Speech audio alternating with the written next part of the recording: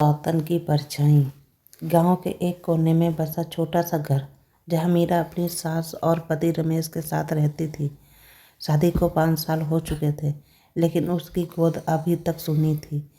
हर सुबह जब वह तुलसी को पानी देती तो मन ही मन भगवान से बस एक ही दुआ मांगती, मुझे माँ बना दो। रमेश उसे बहुत प्यार करता था, लेकिन समाज और परिवार का दबाव बढ़ता जा रहा था। सास रोज ताने देती थी, औरत वही जो वंश आगे बढ़ाए, सूनी गोद किस काम की। मीरा चुपचाप बस सहती रही, लेकिन अंदर ही अंदर टूटती जा रही थी। एक दिन पंचायत बैठी, फैसला सुना दिया गया, रमेश दूसरी शादी करेगा। मीरा के पैरों तले जमीन खिसक गई। उसके लिए यह मौत से कम नहीं था। उसने बहुत रोया, गिड़गिड़ाई, लेकिन किसी ने उसकी एक न सुनी। कुछ महीनों बाद घर में नई बहू आई, काजल।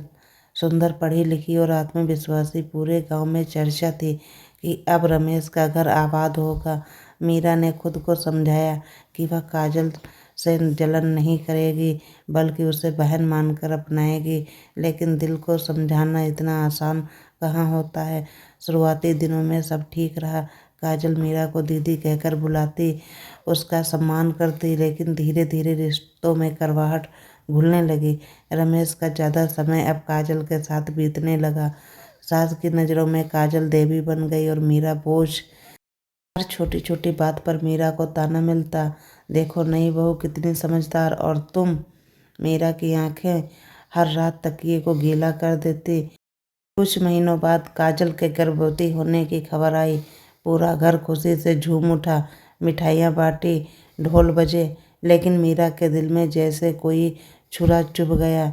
वह खुद को कमरे में बंद करके घंटों रोती रही। उसे लगने लगा कि अब इस घर में उसकी कोई जगह नहीं रही।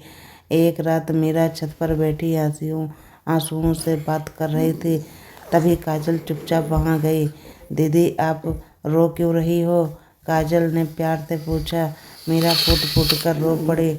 उसने अपना सारा दर्द उगल दिया, ताने, अपमान, अकेलापन, टूटते सपने। काजल की आंखें भी भर आईं। उसने मीरा का हाथ थाम लिया। दीदी, आप मेरी सौतन नहीं, मेरी बड़ी बहन हैं। अगर यह बच्चा हुआ तो माँ आप ही बनोगी। मीरा को पहली बार लगा कि शायद उसकी किस्मत इतनी भी बुरी नहीं है, लेकिन समाज को यह अपनापन मंजूर नहीं था। गांव वालों ने बातें बनाने शुरू कर दी, सौतन सौतन में क्या प्यार, जरूर कोई चाल है। रमेश भी शक करने लगा। छोटी छोटी बातों पर झगड़े होने लगे। एक दिन बड़ी बहस के बाद मीरा घर छोड़कर जाने लगी।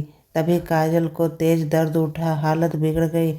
मीरा सब भूलकर उसे लेकर अस्पताल दौड़ी। रात भर उसके सिरहाने बैठी रही, दुआ करती रही।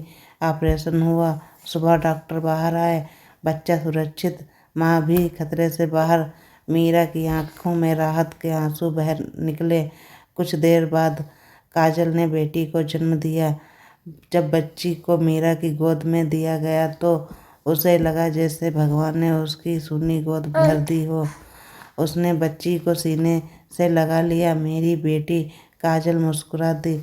उस दिन के बाद घर माहौल बदल गया। रमेश को अपनी गलती का एहसास हुआ। सास भी नरम पड़ी।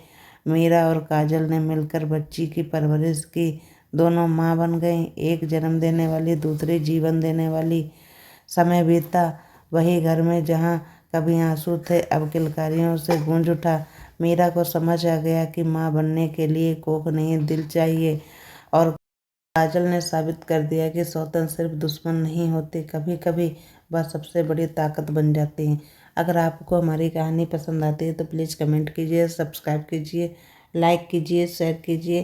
Thank you.